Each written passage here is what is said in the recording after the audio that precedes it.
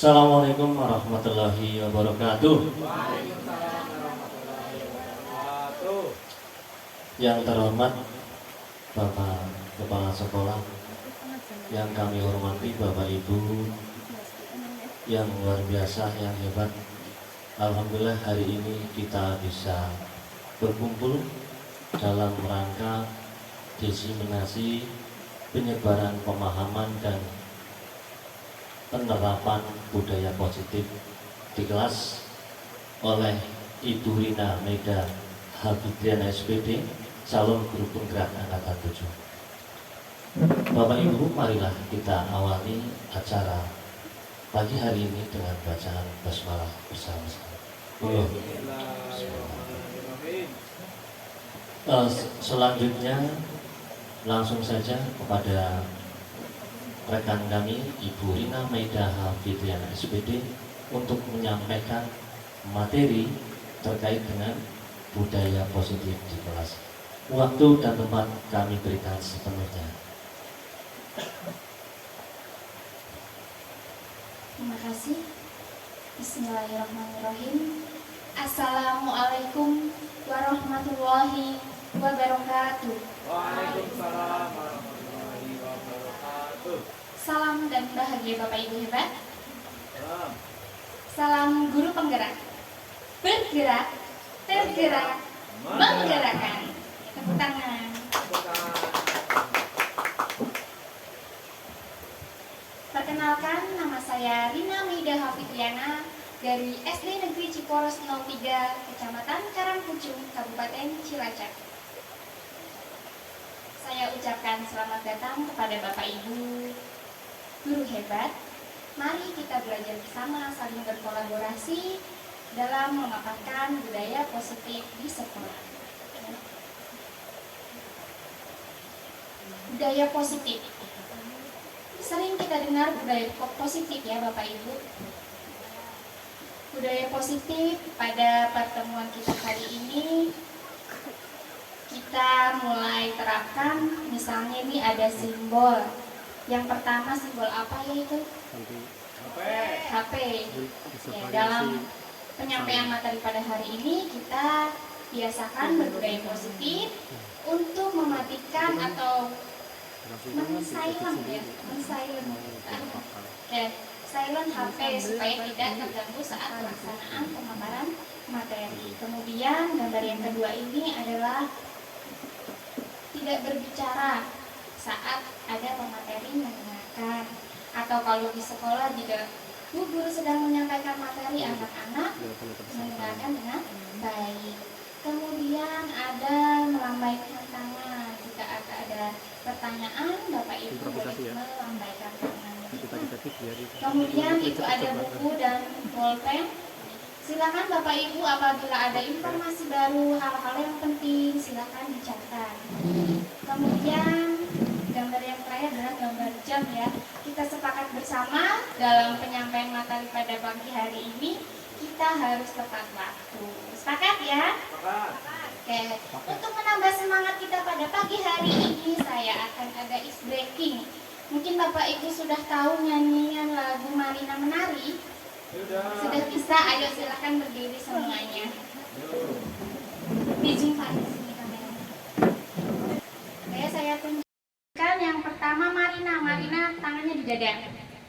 Marina menari di atas menara. Tangan. Siap ya? Konsentrasi ya, setiap ada kata Marina, tangannya di dada. Marina menari di atas menara, di atas menara. Marina menari, Marina, Marina. Sudah bisa? Oke, kita bersama-sama dicoba, siap? Konsentrasi, konsentrasi dimulai. Oke, siap. 1, 2, 3. Marina menari di atas menara, di atas menara. Marina menari, menari, menari, menari. Marina, Marina menari di atas menara. Oke, tepuk tangan untuk kita semua. Oke, kita lanjutkan. Budaya positif. Apa itu budaya positif? Budaya positif merupakan nilai-nilai atau keyakinan dan kebiasaan yang berpihak pada murid agar murid dapat berkembang menjadi pribadi yang kritis, penuh hormat, dan bertanggung jawab. Salah satu unsur utama dari budaya positif adalah disiplin positif sebagai salah satu wadah menciptakan budaya positif. Bapak Ibu semua setuju ya dengan pernyataan ini ya? Ya, next.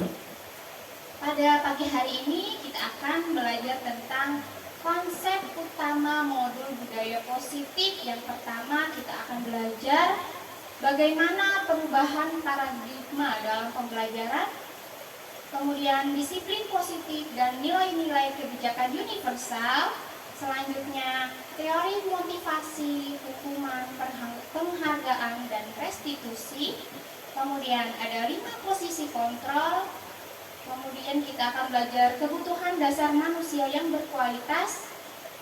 Selanjutnya ada keyakinan kelas, dan terakhir kita akan belajar apa itu segitiga restitusi. Pembelajaran dengan paradigma baru ini dirancang dalam beberapa prinsip pembelajaran yang terdiferensiasi sehingga setiap siswa belajar sesuai dengan kebutuhan dari tahap perkembangan untuk mewujudkan profil pelajar Pancasila.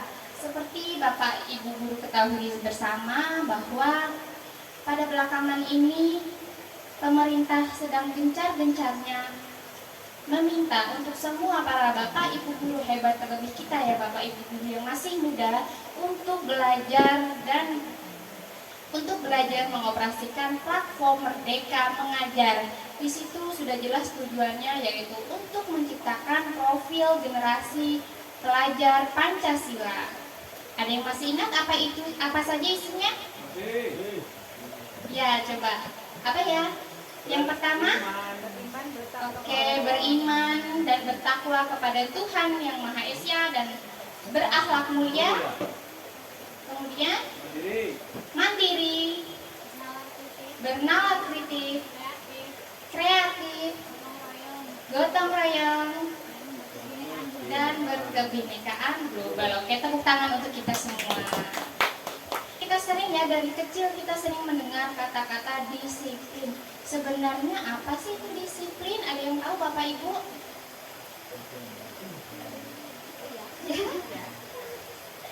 Aturan. Aturan. Apa lagi?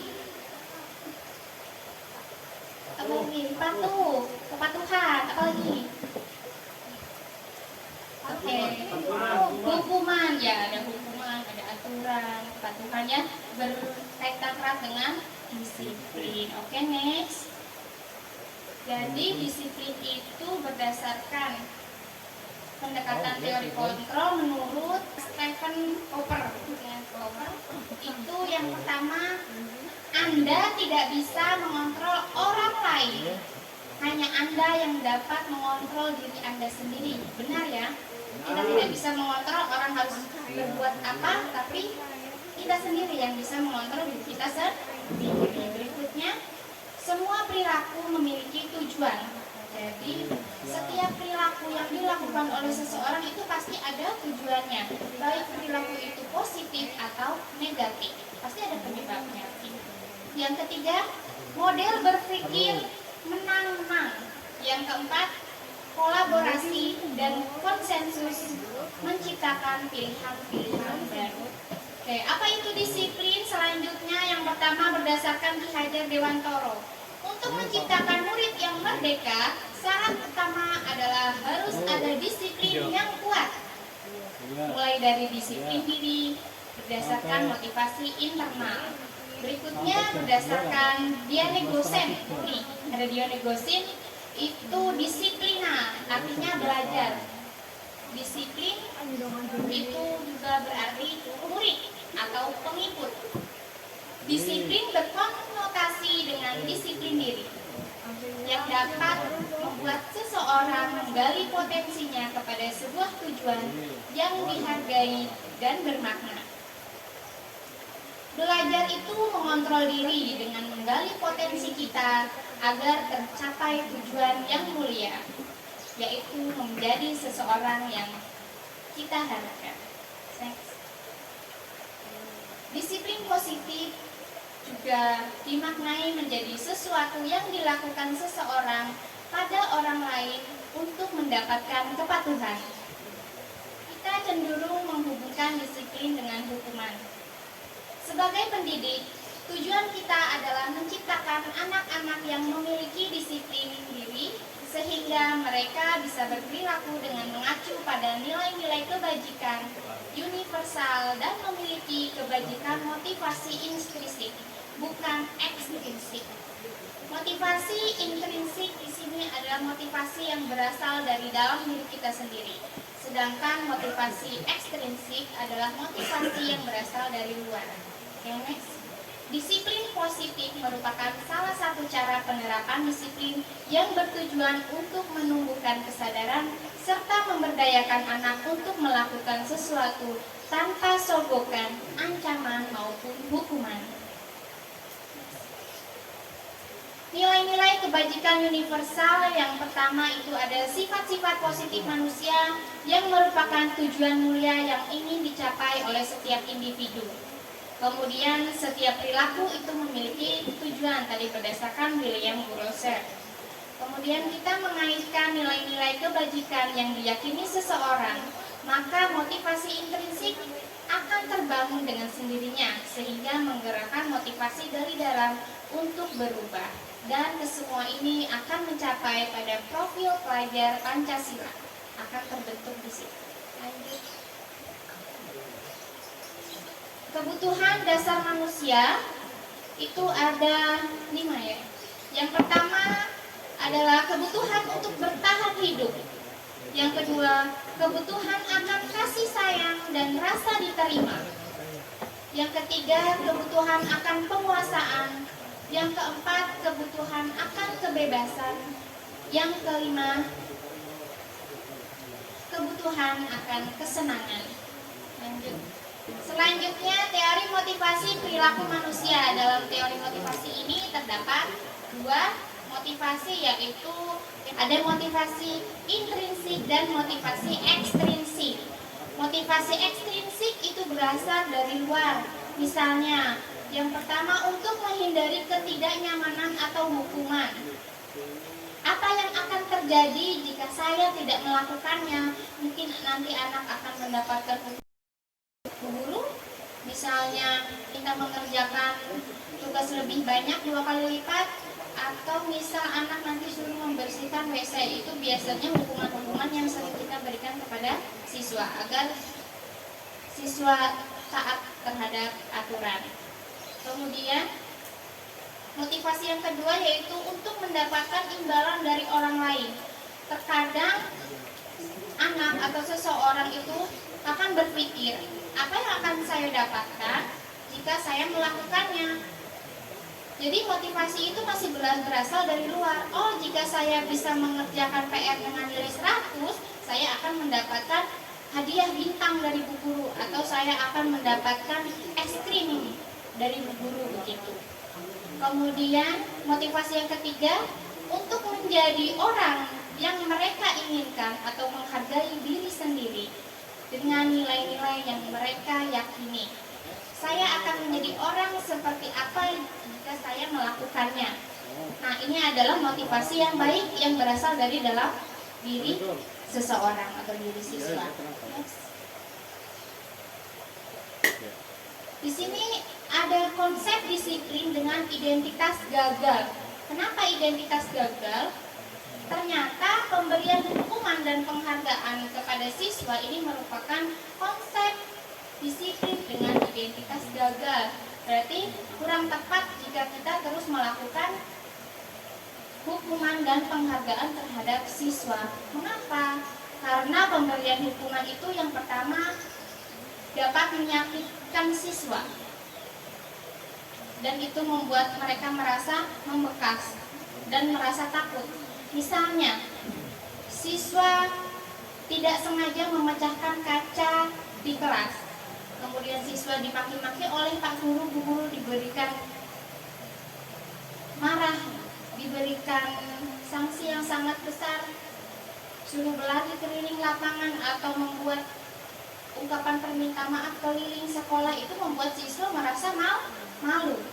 Kemudian murid merasa takut. Jadi pada hari berikutnya murid sungkan untuk berangkat ke sekolah atas kesalahan yang telah ia lakukan sebelumnya. Kemudian murid merasa tidak nyaman dengan kesalahan yang telah ia lakukan beserta hukuman yang diberikan oleh guru, sehingga satu sekolah tahu menjadi anak tidak nyaman untuk datang ke sekolah, hingga anak sungkan untuk berangkat sekolah. Kemudian hukuman ini bersifat memaksa. Ya, murid yang tidak ingin mendapatkan hukuman itu karena dia melakukan kesalahan, maka dengan terpaksa murid harus melakukan hukuman tersebut. Kemudian murid menyembunyikan kesalahan. Dengan konsep hukuman ini, beberapa siswa kadang berbohong untuk melindungi diri dari hukuman yang diberikan oleh guru. Berikutnya adalah penghargaan. Penghargaan ini juga termasuk pada identitas gagal. Kenapa? Karena penghargaan dinilai tidak efektif. Karena bisa merusak hubungan, sifat iri misalkan.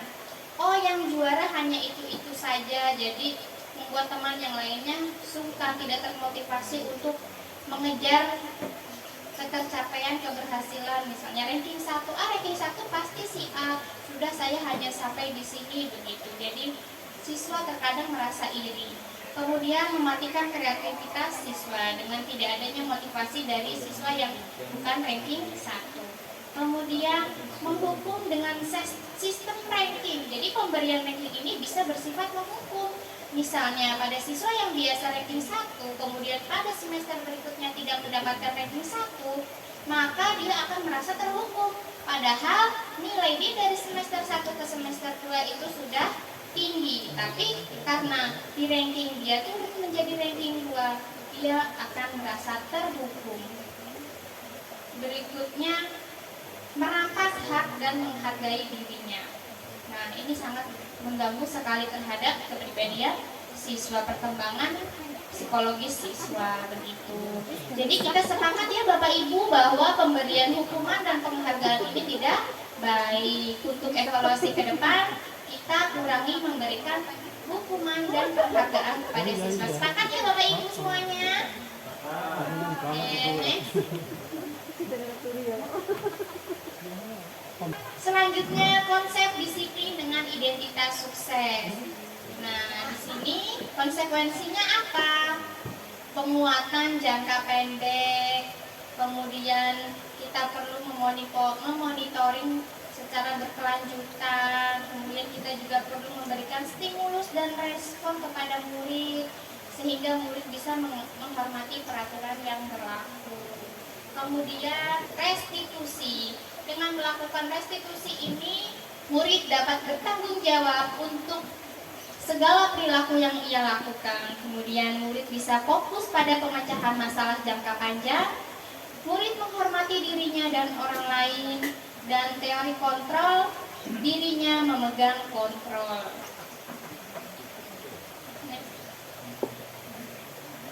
Selanjutnya, konsep disiplin pendekatan restitusi merupakan sebuah cara menanamkan disiplin pada murid. Nah, restitusi di sini merupakan proses menciptakan kondisi bagi murid untuk memperbaiki kesalahan mereka, sehingga mereka bisa kembali pada kelompok mereka dengan karakter yang lebih kuat. Next. Ciri-ciri restitusi. Restitusi ini bukanlah merupakan sebuah kesalahan, namun kita belajar dari kesalahan yang telah kita lakukan. Restitusi ini juga memperbaiki hubungan. Kemudian restitusi adalah tawaran, bukan paksaan. Jadi dalam restitusi ini ada diskusi pendekatan yang baik antara guru dengan siswa yang melakukan kesalahan. Restitusi mencari kebutuhan dasar yang mendasari tindakan. Jadi kita selidiki kenapa ini siswa datang terlambat. Setelah kita melakukan pendekatan mencari penyebabnya, oh ternyata orang tuanya sakit atau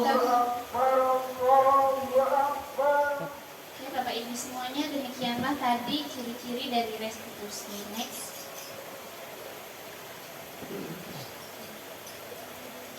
Selanjutnya itu adalah perbedaan antara hukuman, konsekuensi, dan restitusi pada siswa yang sering tidak mengerjakan PR. Nah, kalau guru yang bersifat menghukum itu guru akan memberikan siswa hukuman untuk mengerjakan PR 2 kali lipat atau untuk menghormati bendera selama 10 menit. Jadi siswa dijemur di depan. Saya harap Bapak Ibu di sini sudah tidak ada ya yang menerapkan hukuman seperti itu. Ya, karena ini kita nilai sangat tidak mendidik. Kemudian konsekuensi. Guru memberikan konsekuensi untuk mengerjakan PR-nya saat istirahat atau dikerjakan 3 kali lipat. Biasanya sering Bapak Ibu lakukan, begitu mengecek PR, oh kamu tidak mengerjakan, silahkan keluar untuk mengerjakan di luar. Setelah selesai baru boleh masuk. Kebanyakan seperti itu ya. Ya, kita perbaiki itu, tidak boleh. Kemudian guru sangat tegas dan siswa menghormati peraturan. Jadi siswa merasa takut di sini terhadap pemberian konsekuensi itu. Berikutnya sebagai restitusi, ini yang paling baik ya, yang sangat positif. Guru menanyakan keyakinan kelas atau keyakinan dirinya, mengapa ia tidak menyelesaikan PR, mengapa ia tidak bisa mengerjakan PR-nya. Di situ guru melakukan pendekatan terhadap siswa sehingga diketahui penyebabnya. Kemudian guru secara terbuka dengan siswa menghormati terhadap perilaku yang sudah ia lakukan itu. Kemudian untuk resolusi kedepannya harus seperti apa yang dilakukan. Next. Nah, di dalam hal ini ada 5 posisi kontrol terhadap restitusi. Yang pertama adalah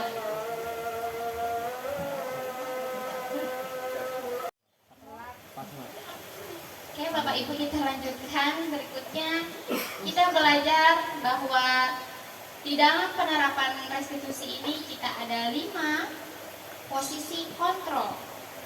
Yang pertama adalah posisi kontrol sebagai penghukum. Yang kedua, posisi kontrol sebagai pembuat rasa bersalah. Kemudian yang ketiga, posisi kontrol sebagai teman. Yang keempat, posisi kontrol sebagai pemantau. Yang kelima adalah posisi kontrol sebagai manajer. Pada kelima posisi kontrol ini bisa membuat Bapak Ibu di sini semuanya untuk merefleksi. Ada di mana sebenarnya posisi saya pada saat ini? Selama ini dalam mendidik siswa, Bapak Ibu sudah ada dalam posisi yang mana ya? Oke, kadang ada yang juga sebagai penghukum, ada yang sebagai teman, ada yang juga sudah sebagai pembuat rasa bersalah. Jarang yang sudah menetapkan posisi kontrol sebagai pemantau atau manajer ya. Selanjutnya, contoh penerapan 5 posisi kontrol pada kasus siswa yang membuang sampah sembarangan. Yang pertama, sebagai penghukum, itu kalimatnya misalnya patuhi aturan sekolah, seperti buanglah sampah pada tempatnya. Yang kedua, membuat rasa bersalah. Kamu sudah melakukan ini sehingga membuat guru kecewa. Nah, di situ membuat siswa merasa bersalah. Kemudian posisi kontrol sebagai teman, ayolah buang sampah pada tempatnya, biar bu guru bangga pada kalian. Oke, biar bu guru bangga padamu. Kali ini ibu maafkan. Kemudian posisi sebagai pemantau, kamu sudah melanggar. Apa peraturan dan konsekuensinya? Di sini langsung siswanya ditodong untuk refleksi bagaimana peraturan yang berlaku dan konsekuensi apa yang harus ia tanggung. Kemudian posisi terakhir sebagai manajer pada siswa yang membuang sampah sembarangan, yaitu guru bertanya, apakah kamu tahu kesalahanmu? Kira-kira bagaimana kamu akan memperbaiki kesalahan yang sudah kamu lakukan? Seperti itu. Next. Nah, untuk melaksanakan posisi kontrol ini kita dianjurkan untuk membuat sebuah keyakinan kelas. Apa itu keyakinan kelas? Mengapa disebut dengan keyakinan kelas? Mengapa bukan peraturan? Ya, kita kata keyakinan kelas ini sangat jarang kita dengar ya. Kita lebih sering mendengar istilah kesepakatan kelas atau aturan kelas. Jadi kita ubah dengan keyakinan kelas. Next.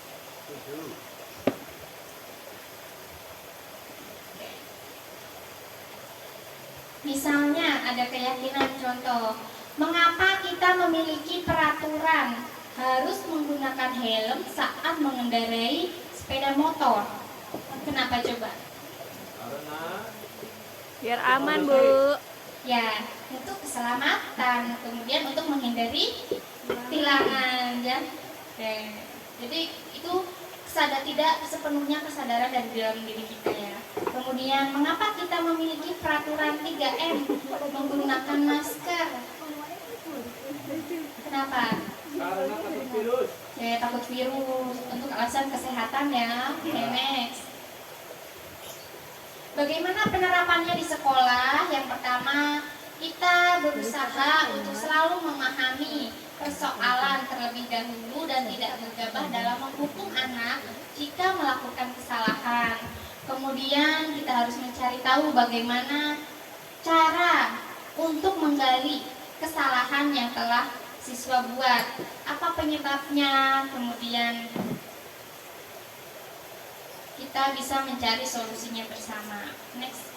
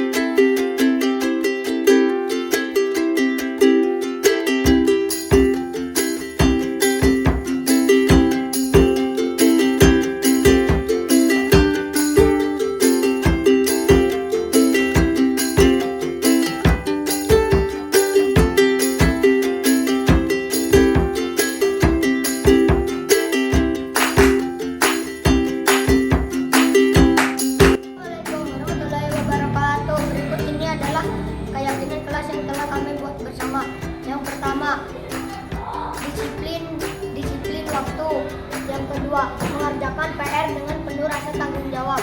Yang ketiga, hidup rukun dengan teman. Yang keempat, menjaga kebersihan dan keindahan kelas. Yang kelima, semangat belajar. Yang keenam, bersikap jujur, saling menolong dan saling menghargai. Terima kasih. Sekian. Wassalamualaikum warahmatullahi wabarakatuh. Oke, sudah semua ya? Sudah.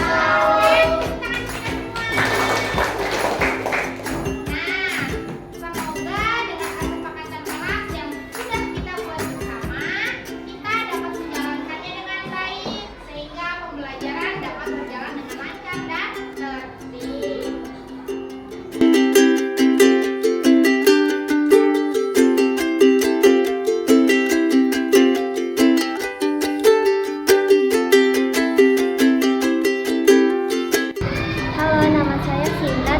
setelah membuat keyakinan dan kesepakatan kelas, kami menjadi lebih saling menghormati dan menghargai. Kita menjadi lebih bertanggung jawab, juga terbantu kerjasama antar teman. Sekian, terima kasih. Assalamualaikum warahmatullahi wabarakatuh. Perkenalkan, saya Syafa dari kelas 5. Hari ini saya dan teman-teman kelas 5 telah membuat keyakinan kelas bersama. Perasaan saya bahagia. Semoga dengan adanya keyakinan kelas, lingkungan kita menjadi positif dan karakter. Wassalamualaikum warahmatullahi wabarakatuh. Dengan keyakinan kelas yang sudah dibuat, seseorang akan lebih tergerak dan bersemangat untuk menjalankan keyakinannya daripada hanya sekedar mengikuti serangkaian peraturan tertulis tanpa makna. Bagaimana pembentukan keyakinan kelas? Oke, dalam pembentukan keyakinan kelas kita dibuat dengan peraturan berupa pernyataan universal dibuat dalam bentuk positif. Kata-katanya sedikit saja agar mudah diingat. Next. Kegiatan membuat keyakinan kelas. Yang pertama, berdiskusi tentang peraturan, merumuskan peraturan untuk menjadi sebuah keyakinan. Kemudian kita menempel keyakinan yang sudah kita buat pada dinding kelas. Next. Nah, dalam menerapkan sebuah keyakinan kelas, dalam segitiga restitusi kita itu berperan sebagai yang pertama. Ada 3 langkah. Yang pertama itu menstabilkan identitas. Kita semua akan melakukan hal terbaik yang bisa kita lakukan, kemudian melakukan validasi tindakan yang salah. Semua perilaku memiliki alasan, kemudian menanyakan keyakinan. Kita semua memiliki motivasi internal. Next. Oke, selanjutnya silahkan kita simak bersama penerapan segitiga restitusi yang telah saya lakukan di kelas.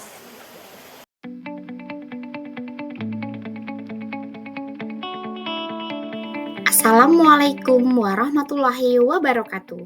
Salam dan bahagia Bapak Ibu hebat. Salam guru penggerak. Tergerak, bergerak, menggerakkan. Perkenalkan, nama saya Rina Meda Hafitriana, calon guru penggerak angkatan 7 dari SD Negeri Cipors 03 Karangpucung, Kabupaten Cilacap. Pada video kali ini saya akan memaparkan demonstrasi kontekstual penerapan segitiga restitusi modul 1.4. Segitiga restitusi merupakan suatu proses dialog yang dilakukan guru atau orang tua agar dapat menghasilkan murid yang mandiri dan bertanggung jawab. Ada 3 tahapan dalam menerapkan segitiga restitusi. Yang pertama, menstabilkan identitas. Yang kedua, validasi tindakan yang salah. Yang ketiga, menanyakan keyakinan. Tahap yang pertama yaitu menstabilkan identitas. Hal ini dilakukan berdasarkan prinsip membuat kesalahan adalah bagian dari proses pembelajaran yang nantinya akan menggeser identitas gagal ke identitas sukses. Yang kedua, validasi tindakan yang salah. Hal ini dilakukan berdasarkan prinsip bahwa setiap perilaku berupaya memenuhi suatu kebutuhan tertentu. Guru akan bergeser dari pemikiran stimulus respon menjadi proaktif, sehingga dengan mengenali dan mengakui kebutuhan murid akan memperbaiki hubungannya dengan murid. Berikutnya, tahapan yang terakhir yaitu menanyakan keyakinan. Murid diberi pertanyaan-pertanyaan bermakna untuk memunculkan motivasi secara intrinsik sehingga mampu mengaitkan keyakinannya dengan tindakan yang salah. Masalah pertama, Oki tidak mengerjakan tugas yang diberikan Bu Guru di pagi hari karena merasa malas dan menganggap pekerjaan itu sulit. Kemudian Bu Guru menegurnya. Oki, tadi Ibu lihat tugas matematika kamu tidak ada ya? Iya Bu, maaf saya belum mengerjakan tugasnya. Kenapa kamu belum mengerjakan tugasnya? Saya malas Bu karena materinya sulit. Apakah kamu tidak paham ketika Ibu mengajarkan matematika di kelas? Ya Bu. Baiklah, di sini Ibu tidak akan mencari siapa yang salah, tetapi Ibu Guru ingin mencari solusi dari permasalahan ini. Ya Bu. Bu guru tahu kamu pasti senang melakukannya, tetapi kamu rugi pada diri sendiri karena saat ini kamu jadi ada dalam masalah. Ya, Bu. Sekarang mari kita bicarakan tentang keyakinan kelas kita. Apa yang kita percaya, yang mana yang belum kamu lakukan. Harus mengerjakan tugas tepat waktu. Kamu sudah mengingat keyakinan kelas kita. Dan ketika kamu tidak mengerjakan tugas tepat waktu, apakah itu sudah sesuai dengan keyakinan kelas? Tidak, Bu. Nah, sekarang marilah kita mengindahkan keyakinan kelas yang sudah kita buat bersama. Dan untuk memperbaiki kesalahanmu, apa yang akan kamu lakukan? Saya akan mengerjakan tugas hari ini juga, Bu. Pada jam istirahat kedua nanti, dan saya berjanji tidak akan mengulangi lagi, Bu. Baiklah, sekarang silakan untuk mengerjakan tugasnya. Ibu tunggu siang nanti ya. Baik, Bu. Terima kasih. Oke, sekarang kamu boleh pergi. Masalah kedua. Pada hari Sabtu, Saiful tidak hadir di sekolah tanpa keterangan karena buru-buru pergi dari pondok tempat ia tinggal untuk ikut ayahnya piknik ke Jakarta. Kemudian pada hari Senin, Bu Guru meminta Saiful untuk menemui. Saiful, kemarin Sabtu kamu tidak berangkat ya? Iya, Bu. Maaf, soalnya saya buru-buru ke pondok karena mau diajak ayah pergi piknik ke Jakarta. Wah, itu pasti sangat menyenangkan. Bu Rina juga pasti sangat senang jika diajak piknik. Namun, apakah yang kamu lakukan sudah sesuai dengan aturan sekolah? Tidak, Bu, karena saya tidak hadir di sekolah tanpa izin. Apakah kamu masih ingat dengan keyakinan sekolah kita? Kira-kira keyakinan yang mana yang belum kamu terapkan? Jika tidak bisa hadir di sekolah, harus membuat surat izin, Bu. Nah, kira-kira apa yang bisa kamu lakukan agar kamu bisa menerapkan apa yang sudah kamu yakini? Saya bisa meminta izin kepada Bu Guru, Bu. Mungkin ada yang lain? Saya bisa berangkat sekolah dulu, lalu ikut ayah pergi piknik ke Jakarta, Bu. Nah, berarti kamu sudah paham bahwa kita harus mematuhi tata tertib sekolah. Ya, Bu, insya Allah saya akan berusaha lebih tertib lagi.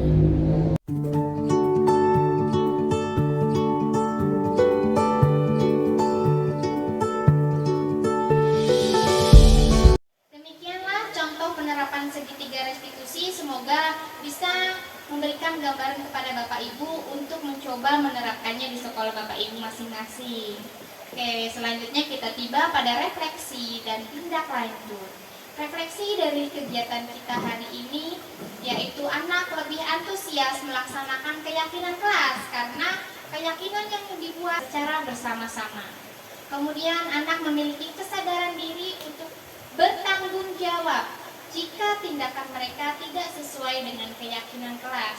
Kemudian, anak yang tidak masuk dalam curah pendapat tidak dapat menyalurkan gagasannya. Tindak lanjutnya yaitu mengevaluasi keyakinan kelas secara berkala dan merevisinya jika ada diketemui tidak kesesuaian. Berikutnya saya ada moto, jadilah pendidik yang mencintai murid agar murid selalu tenang dalam menuntut ilmu. Oke, terima kasih. Selanjutnya waktu saya berikan kepada moderator.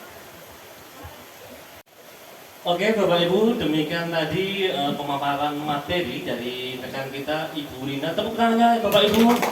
Luar biasa materi yang disampaikan.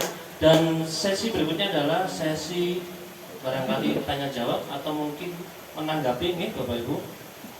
Waktu kami berikan silahkan, barangkali ada Bapak Ibu. Silahkan ya.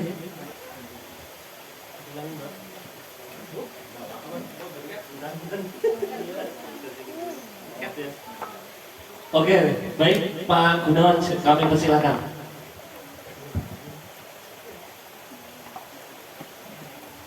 Terima kasih atas waktunya Bu Rina tadi sudah memaparkan bagus tentang restitusi. Yang ingin saya tanyakan, bagaimana komitmen Anda dalam menjaga menerapkan budaya positif di kelas maupun di sekolah Anda? Terima kasih. Baik, terima kasih Pak Kepala Sekolah, Pak Gunawan atas pertanyaannya. Barangkali langsung dijawab Bu. Ya.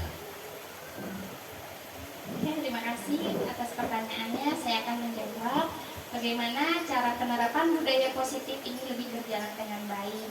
Yang pertama, seperti yang telah saya paparkan tadi, dalam pelaksanaan keyakinan kelas atau segitiga restitusi ini, kita selalu perbaharui.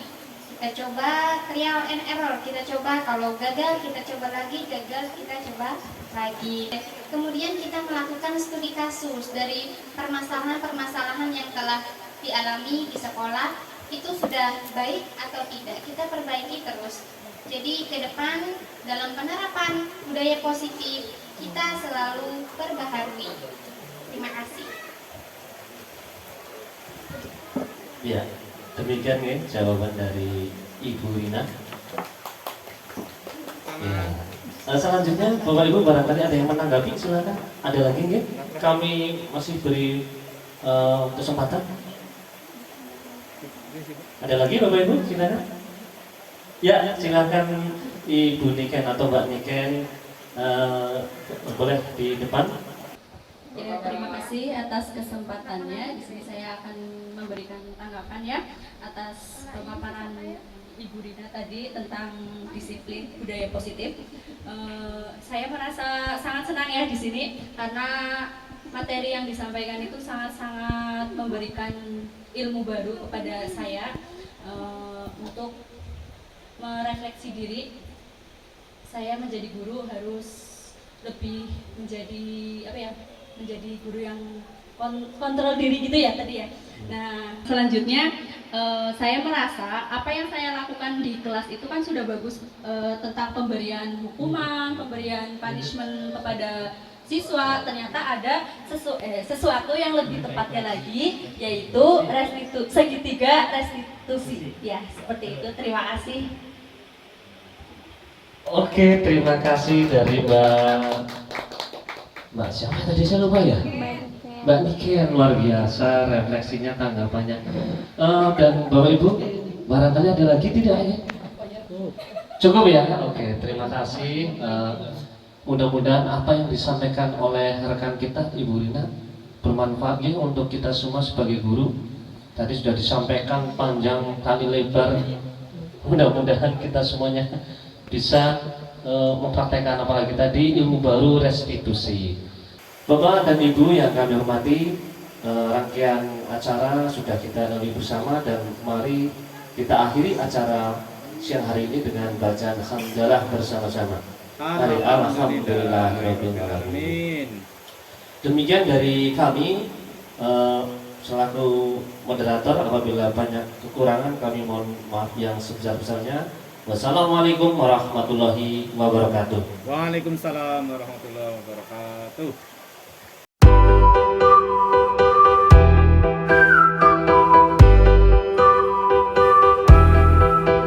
Assalamualaikum warahmatullahi wabarakatuh. Saya Sugito, Kepala SD Negeri Cipors 03, Kecamatan Karangpucung, Kabupaten Cilacap, Jawa Tengah. Sebagai feedback atau umpan balik kegiatan diseminasi budaya positif di kelas.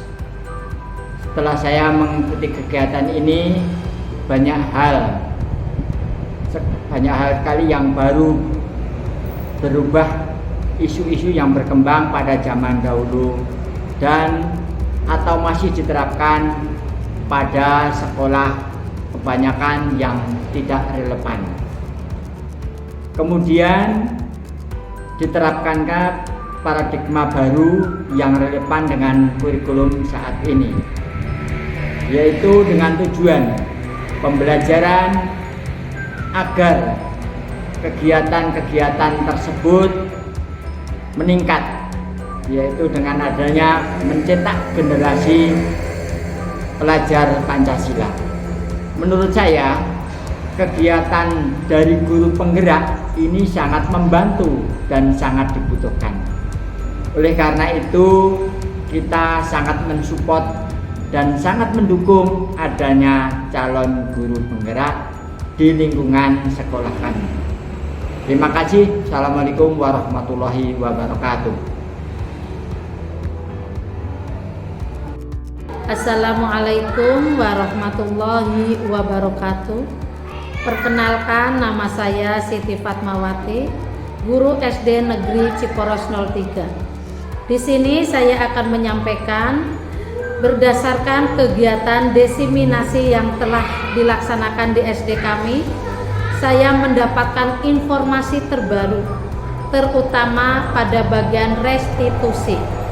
Sebelumnya saya mengetahui restitusi ini, saya beranggapan sudah sangat tepat menerapkan budaya positif di sekolah, yaitu dengan menerapkan hukuman dan penghargaan terhadap siswa dengan timbal balik atas perbuatan baik buruknya siswa di sekolahan kami.